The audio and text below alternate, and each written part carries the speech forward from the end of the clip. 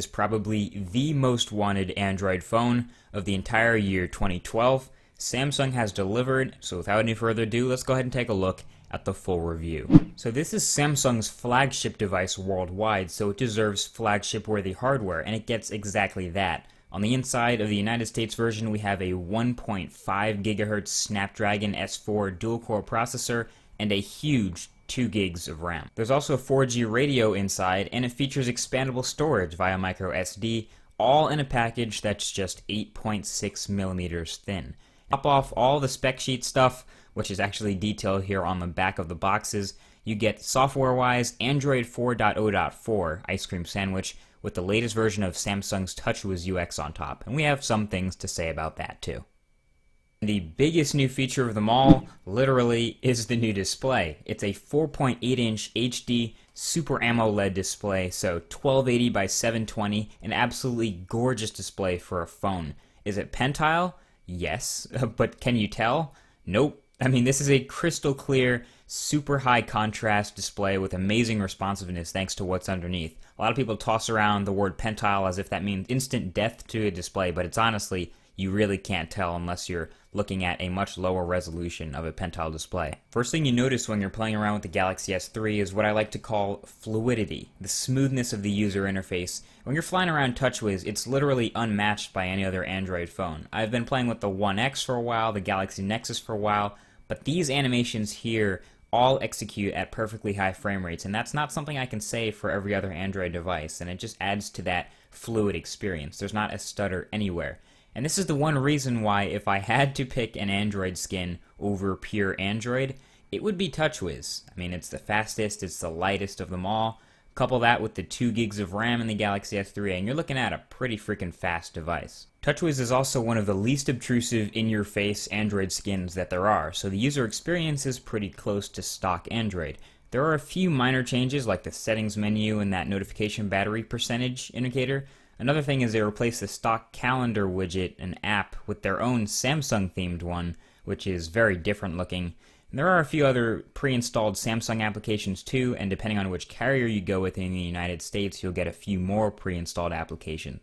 One thing that I actually found a little bit annoying is that the toggles in the notification area, while they are really handy, and I'm glad that they're there, the slide-in animation that happens every time I pull down the notification tray, like, is that really necessary? The Wi-Fi toggle is all the way on the left, and it slides in from the left, so that prevents me from being able to immediately toggle Wi-Fi, like, right when I pull it down.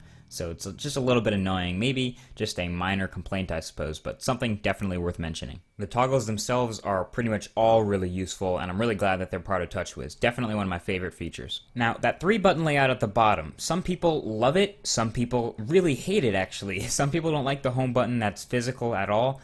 Honestly, it really grew on me, though, actually. After about 5 days of using the phone, I kind of like it. The soft buttons disappear when they're not in use. You know, they perform legacy functions, but they aren't there when you don't need them, so that's pretty cool. And you can access the multitasking still by long pressing that home button. So honestly, if you play with it and you don't like it at all, give it some time. You might actually find that you like it in the end. I like the lock screen, though, which gives you the option to drag in apps to open them immediately, and it gives you the ability to pick which apps you have here. Nice touch. I always like the ability to open the camera quickly. And speaking of camera, the Galaxy S3 has an amazing camera. It blows the Galaxy Nexus's camera out of the water and impressed me more than the One X's shooter. I like saying shooter.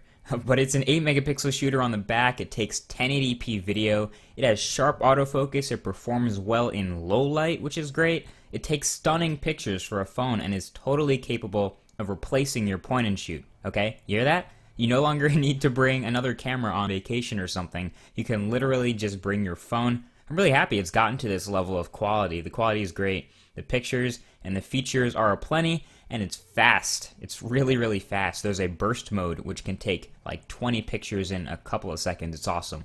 Very easy to use. Also up front, there's a 1.9 megapixel front-facing camera for stuff like Google Plus Hangouts and Skype and Face Unlock.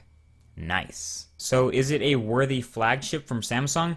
It really is. It's got the internals to support everything you throw at it, from gaming to everyday use or to just heavy applications. The battery life you get out of this is more than acceptable. Again, miles better than the Galaxy Nexus. You can get all day out of this guy easily. And while the design may not be everyone's favorite, it feels fine in the hand. There's Gorilla Glass 2 on the front. The device itself is very thin, no need for a screen protector with that Gorilla Glass, and the removable back gives you access to the internals, the 2100 mAh battery, the SIM card, the SD card,